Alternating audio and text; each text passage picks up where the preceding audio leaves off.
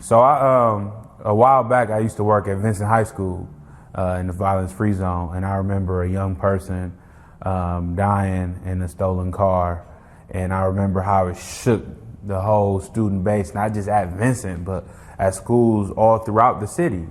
So that was whatever day that was when everyone found out. Fast forward to the day of the funeral, and I'm just looking out the window, and I remember how shook up everybody was just a few days before. But I'm also seeing everybody who was shaken up leaving school to attend a funeral, and how do you think they got to that funeral? You know, stolen cars ducked off all throughout the campuses, just coming through the woodworks. And it really bothered me because I know if a particular disease takes one of my family members or one of my friends, I do everything I can to bring awareness against that disease. If the police unfairly treat one of my family members or friends, I do everything I can to raise awareness and be against the police. In any other situation besides this situation, we had that viewpoint. We're not looking at the fatality and the incarceration that this issue is really causing. Instead, we're making dances about it. We're making it bringing more negative attention to it while glorifying it than we were any time before. I have a lot of family members and friends around me, even people in my community that have stolen cars and died by guns. I'm a treatment counselor, so this is what I deal with every day on an everyday basis. I know people who like be in Stollies and stuff, and I know like, well, my brother and them, like they going to court for that stuff, and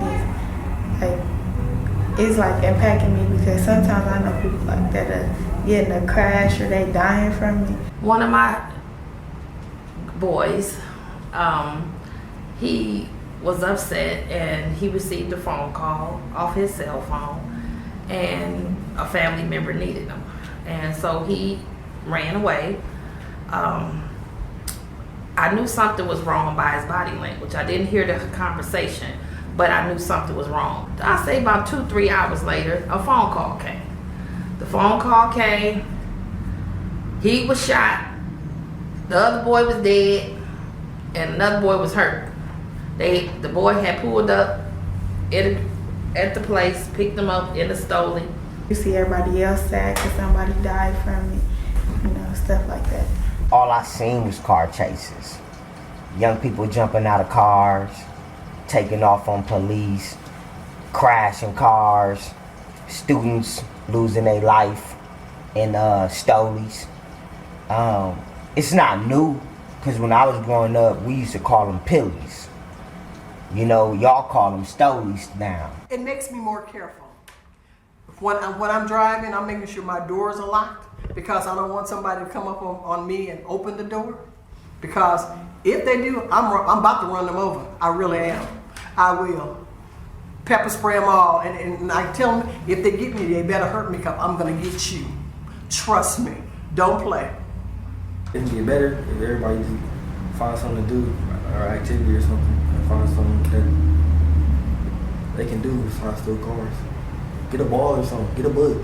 My grandma told me. I said, nah, go to the studio. I ain't never stole a car. No.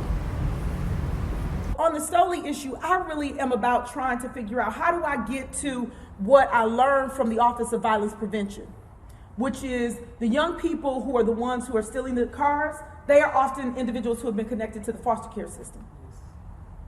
So in what ways have we already failed those children? And what can we do different upstream to address that issue?